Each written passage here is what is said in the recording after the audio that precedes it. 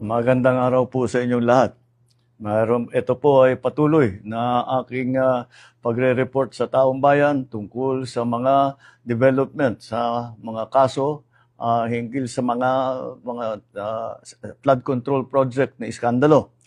Ngayong araw, inatasan ko ang DOTR at saka yung CAAP na makipag-ugnayan sa mga kaibigan natin sa Malaysia at saka sa Singapore.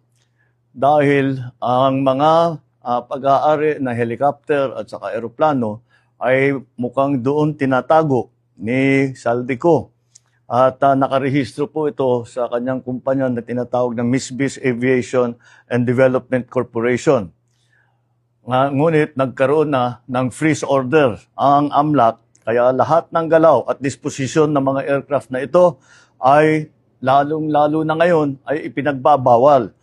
Dahil kailangan natin ipalaman sa lahat ng mga pugante, hindi pwedeng gamitin ang mga ari-arian na galing sa kaban ng bayan na tinakaw ninyo para tumakas o umiwas sa batas. You cannot steal from Filipino people and expect to hide or fly away on your private jets. You have the money to run, but you cannot outrun the Republic of the Philippines. Kaya kayo mga pugante, umuwi na kayo.